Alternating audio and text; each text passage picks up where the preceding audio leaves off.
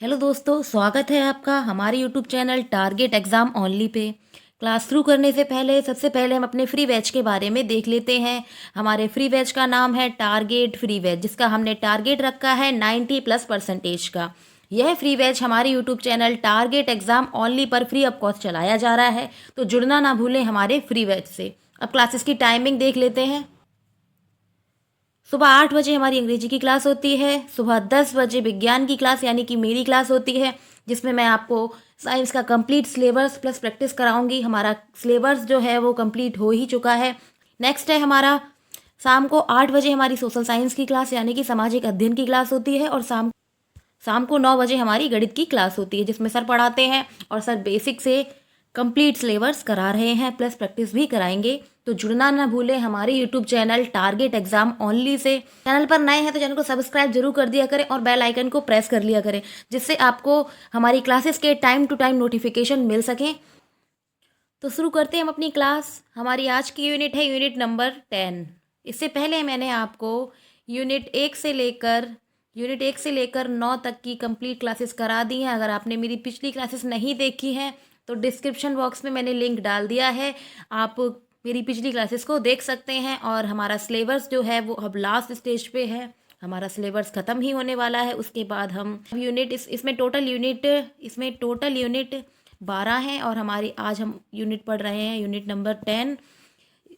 Syllabus ख़त्म होने के बाद हम प्रैक्टिस करेंगे प्लस प्रीवियस ईयर क्वेश्चन भी करेंगे। तो हमारी क्लासेस से जुड़ना ना भूलें, हमारे यूट्यूब चैनल को सब्सक्राइब जरूर कर लिया करें, जिससे आपको इसका बेनिफिट मिल सके। तो शुरू करते हैं। पहला क्वेश्चन है, परिवर्तन की परिभाषा क्या है? परिवर्तन से आप क्या समझते हैं? यह कितने प्रकार के होते हैं? परिवर्तन की परिभाषा क्या है? परिवर्तन से आप क्या समझते हैं और ये कितने प्रकार के होते हैं? तो आंसर देखते हैं इसका। परिवर्तन का मतलब है किसी वस्तु, स्थान, जीव में कोई बदलाव या बदलना। किसी वस्तु, स्थान या जीव का उसमें परिवर्तन होना यानी कि बदलना, बदलाव आना, उसको हम क्या कहते हैं? परिवर्तन कहते हैं। परिवर्तन का अर्थ होता है रूपांतरण। परिवर्तन का अर्थ होता है रूपांतरण, बदलाव, रूप भेद आदि में बदलाव। जैसे जो वस्तु जैसी होती है उसके आकार या स्वरूप में बदलाव ही क्या कहलाता है? परिवर्तन कहलाता है। जो वस्तु उसके आकार में, स्वरूप में बदलाव ही क्या कहलाता है? परिवर्तन कहलाता है। अब परिवर्तन की हम डेफिनेशन देख लेते हैं। परिवर्तन की परिभाषा, किसी वस्तु चाहे वह भौतिक हो या अभौतिक में समय के साथ भिन्नता उत्पन्न होना, क्या कहलाता है? परिवर्तन कहलाता है। परिवर्तन विभिन्न प्रकार के होते हैं। जैसे तीव्र और मंद परिवर्तन। सेकंड है अनुकूल व प्रतिकूल परिवर्तन। नेक्स्ट है हमारा नियमित व अनियमित परिवर्तन। ठीक है। इसी प्रकार से प्रत्यावर्ती परिवर्तन, अप्रत्यावर्ती, भौतिक, रासायनिक, प्राकृतिक, कृत्रिम व नियंत्रित व अनियंत्रित परिवर्तन। यह विभिन्न प्रकार के परिवर्तन होते हैं, जिनमें प्रक्रम जो होते हैं वो विभिन्न प्रकार से होते हैं। ठीक है। आगे देखते हैं इसके कुछ इंपॉर्टेंट पॉइंट्स। धीमी गति से होने वाले परिवर्तन, जैसे बच्चों का धीरे धीरे बढ़ना, नाखूनों का बढ़ना, मंद परिवर्तन होता है। कौन सा परिवर्तन होता है? मंद परिवर्तन होता है। तथा तेज गति से होने वाले परिवर्तन तीव्र परिवर्तन होते हैं, जैसे दूध का फट जाना, दूध से दही बनना, गुब्बारे का फूटना। ये सभी कैसे परिवर्तन है? ये सभी कैसे परिवर्तन है? तो ये सभी तीव्र परिवर्तन है। इसी प्रकार से रात दिन होना, जाड़ा और गर्मी होना, ठीक है, बरसात और का मौसम परिवर्तन आदि नियमित परिवर्तन होते हैं। कौन से परिवर्तन होते हैं? नियमित परिवर्तन होते हैं। तथा बाढ़, सुनामी का आना अनियमित परिवर्तन होते हैं। नेक्स्ट पॉइंट है हमारा, रबर बैंड को खींचकर छोड़ना तथा पूर्व स्थिति में आना प्रत्यावर्ती परिवर्तन है, तथा मोमबत्ती का जलना अप्रत्यावर्ती परिवर्तन कहलाता है। नेक्स्ट पॉइंट है हमारा, प्रकृति में स्वतः होने वाले परिवर्तन, जैसे रात दिन होना, वर्षा होना, आंधी तूफान आना, प्राकृतिक परिवर्तन है। ये प्रकृति के द्वारा होते हैं। तथा इमारत बनाना, दही क्रीम आदि बनाना, ये कृत्रिम परिवर्तन है। ये मनुष्यों के द्वारा बनाए जाते हैं। ठीक है। इन प्रक्रमों का मनुष्य द्वारा निर्माण किया जाता है। नेक्स्ट क्वेश्चन हमारा क्वेश्चन नंबर 2, नियमित तथा अनियमित परिवर्तन क्या है? नियमित तथा अनियमित परिवर्तन में अंतर बताइए। तो देखते हैं नियमित परिवर्तन। जो परिवर्तन नियमित अंतराल के बाद दोहराए जाएं, जो परिवर्तन नियमित अंतराल के बाद दोहराए जाएं उन्हें आवर्तिक परिवर्तन या नियमित परिवर्तन कहा जाता है। नियमित परिवर्तन को आवर्तिक परिवर्तन भी कहते हैं। क्या कहते हैं? आवर्तिक परिवर्तन भी कहते हैं। अर्थात निश्चित समय पर लगातार होते रहने वाला परिवर्तन नियमित परिवर्तन कहलाता है। जो निश्चित समय में और लगातार होता है, जो कभी रुकता नहीं है, वो कौन से परिवर्तन कहलाते हैं? नियमित परिवर्तन कहलाते हैं। उदाहरण के लिए दिन और रात का परिवर्तन, घड़ी के लोलक का झूलना। घड़ी का लोलक इस प्रकार से होता है, इस डायरेक्शन में और इस डायरेक्शन में, वो नियमित रूप से घूमता रहता है। इसी प्रकार हृदय की धड़कन, हृदय का नियमित रूप से धड़कना, ये क्या कहलाता है? नियमित परिवर्तन कहलाता है। इसी प्रकार से ऋतुओं में परिवर्तन, ये सभी हमारे नियमित परिवर्तन के उदाहरण हैं। अगला है हमारा अनियमित परिवर्तन। अगला है हमारा अनियमित परिवर्तन। वे परिवर्तन जो नियमित अंतराल के बाद दोहराए ना जाएं। वे परिवर्तन जो नियमित अंतराल के दौरान दोहराए ना जाएं, क्या कहलाते हैं? गैर आवधिक या अनियमित परिवर्तन कहलाते हैं। अर्थात वे परिवर्तन जिनका समय निश्चित नहीं होता है, इनका समय कोई निश्चित नहीं होता है, इसका कोई टाइम पीरियड नहीं होता है, ये खुद से होते हैं। ठीक है, तो क्या कहलाते हैं? ये अनियमित परिवर्तन कहलाते हैं। उदाहरण के लिए भूकंप की घटना, बारिश का होना, ये अचानक होने वाले परिवर्तन है। अनियमित परिवर्तन क्या होते हैं? जो अचानक से किसी भी समय पर हो सकते हैं। ठीक है, जैसे भूकंप का आना, बारिश की घटना, ज्वालामुखी फूटना, आंधी, तूफान, बाढ़, सुनामी आदि का आना क्या कहलाता है? अनियमित परिवर्तन। क्या कहलाता है? अनियमित परिवर्तन कहलाता है। देख लेते हैं नियमित तथा अनियमित परिवर्तन में अंतर। नियमित तथा अनियमित परिवर्तन में अंतर निम्नलिखित होते हैं। नियमित परिवर्तन वे होते हैं जो निश्चित समय में होते हैं, जबकि अनियमित परिवर्तन वे होते हैं जिनमें कोई भी निश्चित समय नहीं होता है। ठीक है, नेक्स्ट पॉइंट है हमारा, नियमित परिवर्तन निश्चित समय पर बार बार होते हैं। नियमित परिवर्तन निश्चित समय पर बार बार होते हैं, जबकि अनियमित परिवर्तन बार बार नहीं होते हैं। यह अचानक में होने वाले परिवर्तन होते हैं। अनियमित परिवर्तन अचानक में होने वाले परिवर्तन होते हैं। नेक्स्ट है हमारा, नियमित परिवर्तन में ऋतुओं में परिवर्तन। नियमित परिवर्तन में ऋतुओं में परिवर्तन जैसे दिन और रात होना आदि आते हैं, जबकि अनियमित परिवर्तन में प्राकृतिक आपदाएं जैसे आंधी है, तूफान है, बाढ़, सूखा आदि जैसी परिवर्तन अनियमित परिवर्तन में आते हैं। नेक्स्ट क्वेश्चन है क्वेश्चन नंबर 3। तीव्र तथा मंद परिवर्तन को समझाइए। तीव्र तथा मंद परिवर्तन को समझाइए। तो इसका आंसर देखते हैं। तीव्र तथा मंद परिवर्तन, दूध से दही बनना तथा दूध को नींबू में डालकर उसको फाड़ना। दूध से दही बनना तथा दूध में नींबू डालकर उसको फाड़ना, दोनों में क्या अंतर होता है? क्या अंतर होता है? तो हम ये जान लें कि इसमें क्या क्या अंतर होते हैं। इसमें क्या अंतर होते हैं? दूध से दही बनने में अधिक समय लगता है। दूध से दही बनने में अधिक समय लगता है, जबकि दूध में नींबू डालने पर दूध जल्दी फट जाता है। ठीक है, दूध में नींबू डालने पर क्या होता है? ये जल्दी फट जाता है। ठीक है, तो अब देखते हैं मंद परिवर्तन। मंद परिवर्तन वह होते हैं जो धीमी गति से होने वाले परिवर्तन होते हैं। मंद परिवर्तन वह परिवर्तन होते हैं जो धीमी गति से होने वाले परिवर्तन होते हैं। इसी प्रकार से तीव्र परिवर्तन वे परिवर्तन होते हैं जो तीव्र गति से या तेजी से होते हैं, उनको हम तीव्र परिवर्तन कहते हैं। हम चित्र में देख लेते हैं ये किस प्रकार से होते हैं। चित्र में देख लेते हैं। चित्र में लड़की जब गुब्बारे को फुला रही है तो इसमें वह धीमे धीमे हवा भर रही है। वो धीमे धीमे हवा भर रही है। ठीक है, तो वो धीरे धीरे, ये कौन सा परिवर्तन हो गया? धीमे धीमे हवा भरना, मंद परिवर्तन। इसी प्रकार से इसने तेजी से हवा भरी है। ठीक है, इसी प्रकार से इसने तेजी से हवा भरने पर गुब्बारे का फूट जाना, ये कौन सा परिवर्तन है? ये हमारा तीव्र परिवर्तन है। ये हमारा तीव्र परिवर्तन है। इसी प्रकार से इसके और एग्जाम्पल देख लेते हैं, जैसे माचिस का जलना, आग का जलना, ये सभी परिवर्तन हमारे तीव्र तथा मंद परिवर्तन के उदाहरण हैं। आगे देखते हैं, इस प्रकार परिवर्तनों को हम कुछ उदाहरणों से भी समझ सकते हैं, जैसे गुब्बारे का हवा में भरना।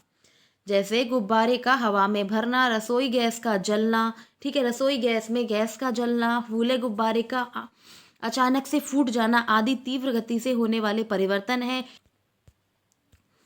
इसी प्रकार नाखूनों का बढ़ना, बच्चों का बढ़ना धीमी गति से होने वाले परिवर्तन कहलाते हैं।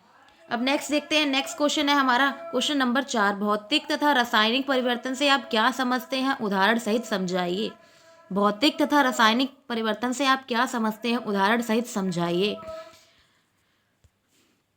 आंसर देखते हैं, भौतिक तथा रासायनिक परिवर्तन, फिजिकल तथा केमिकल रिएक्शन। दैनिक जीवन में हमें अपने आसपास बहुत से परिवर्तन दिखाई देते हैं। दैनिक जीवन में हमें अपने आसपास बहुत से परिवर्तन दिखाई देते हैं। उदाहरण के लिए, गर्मियों में शरबत बनाने के लिए पानी में चीनी को हम घोलते हैं। इसी प्रकार हम दूध से दही बनाते हैं। कभी कभी गर्मियों में देर तक दूध को गर्म ना किया जाए तो वह फट जाता है। कभी कभी अगर हम दूध को गर्म ना करें तो गर्मियों में फिर फट जाता है, ठीक है, तथा खट्टा हो जाता है। दूध का फटना भी एक परिवर्तन कहलाता है। दूध का फटना एक परिवर्तन कहलाता है। अक्सर बचपन में हम रबर बैंड में गोली बांधकर उससे खेलते हैं। यदि रबर बैंड में बंधी गोली को छोड़ दिया जाए तो पहली जैसी स्थिति में वो आ जाती है। यह सभी परिवर्तन दो प्रकार के होते हैं। ये सभी परिवर्तन दो प्रकार के होते हैं। पहला है हमारा भौतिक परिवर्तन और दूसरा है हमारा रासायनिक परिवर्तन। दूसरा है हमारा रासायनिक परिवर्तन। तो पहला परिवर्तन देखते हैं। पहला परिवर्तन है हमारा भौतिक परिवर्तन। वह परिवर्तन जिसमें किसी पदार्थ के भौतिक गुणों में परिवर्तन होता है। वह परिवर्तन जिसमें किसी पदार्थ के भौतिक गुणों में परिवर्तन होता है भौतिक परिवर्तन कहलाता है। भौतिक परिवर्तन सामान्यता होते हैं। ये समानता होते हैं। ऐसे परिवर्तन में कोई नया पदार्थ नहीं बनता है। इन परिवर्तनों में कोई नया पदार्थ नहीं बनता है। भौतिक परिवर्तन के पश्चात सामान्यता पदार्थ की पूर्व स्थिति पुनः प्राप्त की जा सकती है। भौतिक परिवर्तनों में क्या होता है, जिस पदार्थ का हम प्रयोग कर रहे हैं वो परिवर्तन के पश्चात हमें उसी अवस्था में हम उसको प्राप्त कर सकते हैं। भौतिक परिवर्तन में मुख्य रूप से ऊर्जा का आदान प्रदान या रूपांतरण होता है। भौतिक परिवर्तन क्या होते हैं, वे परिवर्तन होते हैं जो भौतिक गुणों में होता है, ठीक है। ऐसे परिवर्तन जिसमें कोई नया पदार्थ नहीं बनता है, जैसे कागज का जलना, ठीक है। ये कैसा परिवर्तन है, ये हमारा एक भौतिक परिवर्तन है। जब कागज को हम जलाते हैं, ठीक है, तो वह राख में परिवर्तित हो जाता है। तो वह किस में परिवर्तित हो जाता है, ठीक है, वह राख में परिवर्तित हो जाता है, ठीक है। इसमें कोई नया पदार्थ नहीं बनता है, ठीक है। इसमें नेक्स्ट है हमारा रासायनिक परिवर्तन। रासायनिक परिवर्तन में एक या एक से अधिक नया पदार्थ बनता है जिससे सामान्यतः पूर्व पदार्थ को प्राप्त नहीं किया जा सकता। इसमें क्या होता है, इसमें पदार्थ की पूर्व अवस्था में हम पदार्थ को जिस मात्रा में हमने पहले पदार्थ लिया है उस मात्रा में उस पदार्थ को प्राप्त नहीं कर सकते, अर्थात हम पूर्व की मात्रा को प्राप्त नहीं कर सकते। रासायनिक परिवर्तन मुख्य रूप से ऊष्मा का आदान प्रदान करता है तथा यह ऊष्माक्षेपी तथा ऊष्माशेषी तथा ऊष्माशोषी अभिक्रियाओं के रूप में प्रायः होती है, ठीक है। अब हम देख लेते हैं रासायनिक परिवर्तन के क्या क्या उदाहरण होते हैं। रासायनिक परिवर्तन के उदाहरण जैसे दूध से दही का बनना, ठीक है। दूध से दही का बनना एक रासायनिक परिवर्तन है। इसमें दूध केमिकल रिएक्शन करके क्या दही का निर्माण करता है। इसी प्रकार से दूध का पनीर में परिवर्तित होना, ठीक है, दूध का पनीर में परिवर्तित होना। इसी प्रकार से गन्ने के रस का सिरके में परिवर्तन होना। गन्ने का रस का सिरके में परिवर्तन होना क्या होता है, ये हमारा कौन सा परिवर्तन कहलाता है, रासायनिक परिवर्तन कहलाता है। इसमें रासायनिक प्रक्रमों के द्वारा, रासायनिक रिएक्शंस के द्वारा परिवर्तन होता है। नेक्स्ट क्वेश्चन है हमारा क्वेश्चन नंबर 5, भौतिक तथा रासायनिक परिवर्तन में अंतर उदाहरण सहित समझाइए। भौतिक तथा रासायनिक परिवर्तन के अंतर को उदाहरण सहित समझाइए। ये डीएलएड 2018 और 2020 में आया हुआ क्वेश्चन है, काफ़ी इंपॉर्टेंट क्वेश्चन है। ये हमारा 2025 में भी आ सकता है, ठीक है, ये हमारा 2025 में भी आ सकता है। तो देखते हैं, भौतिक तथा रासायनिक परिवर्तन में अंतर। पहला है हमारा भौतिक परिवर्तन। भौतिक परिवर्तन, भौतिक परिवर्तन वे होते हैं, ठीक है, भौतिक परिवर्तन में पदार्थ के भौतिक गुण अर्थात रंग है, अवस्था एवं आकृति में परिवर्तन हो जाता है। क्या होता है? भौतिक परिवर्तन में पदार्थ के भौतिक गुण जैसे रंग, अवस्था, आकृति आदि में परिवर्तन हो जाता है, परंतु उसकी रचना में कोई परिवर्तन नहीं आता है। उसके आकार में, आकृति में, रंग में, इस सब में तो परिवर्तन आ जाता है, लेकिन उसकी रचना में, जिससे इसमें निर्माण हुआ है, उसमें कोई परिवर्तन नहीं आता है। नेक्स्ट पॉइंट है हमारा पॉइंट नंबर 2। भौतिक परिवर्तन में कोई नवीन पदार्थ नहीं बनता है। भौतिक परिवर्तन के पश्चात कोई नया पदार्थ नहीं बनता है, ठीक है, तो इसको हम क्या कहते हैं? भौतिक परिवर्तन कहते हैं। पॉइंट नंबर 3, भौतिक परिवर्तन में कारण हटाए जाने पर पदार्थ अपनी मूल अवस्था को प्राप्त कर लेता है। क्या होता है? भौतिक परिवर्तन में जब कारण को हटा दिया जाता है तो जो पदार्थ है वो अपनी मूल अवस्था को प्राप्त कर लेता है। नेक्स्ट पॉइंट है हमारा पॉइंट नंबर 4। भौतिक परिवर्तन में ना तो ऊष्मा उत्पन्न होती है, ना ही शोषित होती है। भौतिक परिवर्तन में ना ऊष्मा उत्पन्न होती है, ना ही अवशोषित होती है, ठीक है। नेक्स्ट पॉइंट है हमारा, भौतिक परिवर्तन में पदार्थ के संगठन में कोई बदलाव नहीं होता। अगर यहाँ पर 2 है तो यहाँ पर भी हमें 2 ही मिलेगा, ठीक है। ठीक है, क्या होता है? इसके परिवर्तन में कोई मतलब उसके संगठन में कोई परिवर्तन या बदलाव नहीं होता। यहाँ ऐसा नहीं होता है कि यहाँ 2 है तो यहाँ 1 हो जाएगा, या यहाँ पर 2 है तो यहाँ पर 2 यूनिट है तो यहाँ पे 4 हो जाएगा, ऐसा नहीं होता है। इसका संगठन में कोई भी बदलाव नहीं होता है। नेक्स्ट पॉइंट है पॉइंट नंबर 6। इसमें वस्तु के भार में कोई अंतर नहीं आता है। वस्तु के भार में कोई अंतर नहीं आता, जितना भार हमारा शुरू में होता है उतना ही हमारा लास्ट में होता है, ठीक है। नेक्स्ट पॉइंट है पॉइंट नंबर 7। दाब के प्रभाव से पदार्थ का केवल आकार व स्वरूप ही परिवर्तन होता है, गुण, ठीक है, ना कि उसकी संरचना, ये उसमें कोई भी परिवर्तन नहीं होता है। पानी का बर्फ या वाष्प में बदलना, नमक या चीनी का पानी में घुलना, बर्फ का, ठीक है, बर्फ का क्या होता है, क्या होता है? पानी का बर्फ में, ठीक है, या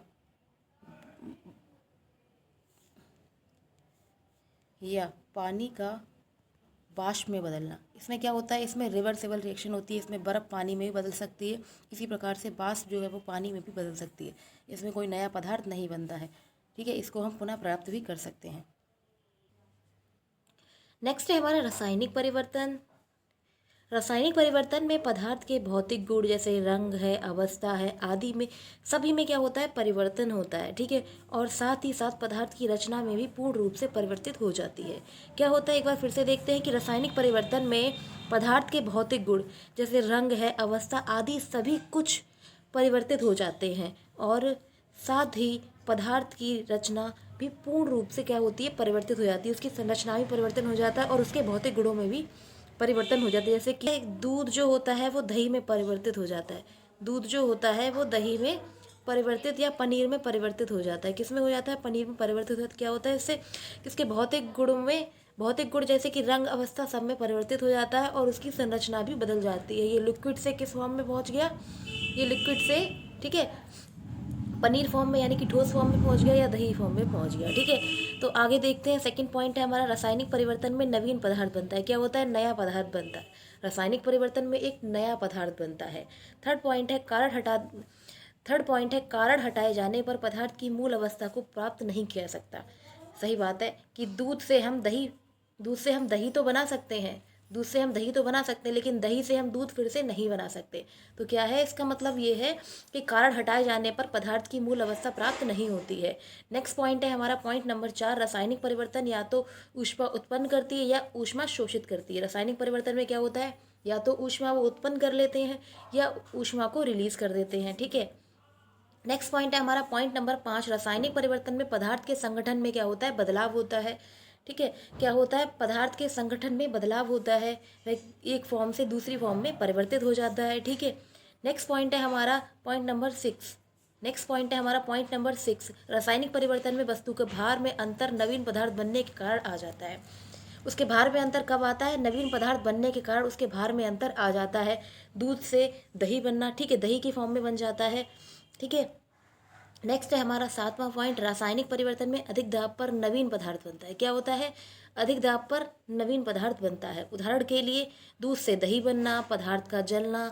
पदार्थ अगर लिक्विड फॉर्म में है, ठीक है, लिक्विड फॉर्म में है, जलते जलते जलते जलते वो क्या हो गया, एक ठोस की अवस्था में तली में चिपक गया, तो क्या हो गया, एक फॉर्म से दूसरे फॉर्म में परिवर्तित हो गया और उसको हम दूसरी फॉर्म में परिवर्तित नहीं कर सकते। ठीक है, क्या है? उदाहरण के लिए दूध से दही बनना, पदार्थ का जलना, दूध का फटना, दूध का जमना, भोजन का पचना, लोहे की कील पर जंग लगना। क्या होता है? लोहे की कील पर जंग लगना। ये रासायनिक परिवर्तन के महत्वपूर्ण उदाहरण हैं। ठीक है, तो ये थी हमारी डीएलएड सेकेंड सेमेस्टर की साइंस की यूनिट 10। ठीक है, यूनिट 10 आज हमारी कंप्लीट हो गई है। कल से हम यूनिट 11 पढ़ेंगे। अगर आपने मेरी पिछली क्लासेस नहीं देखी हैं तो मैंने डिस्क्रिप्शन बॉक्स में लिंक डाल दिया है।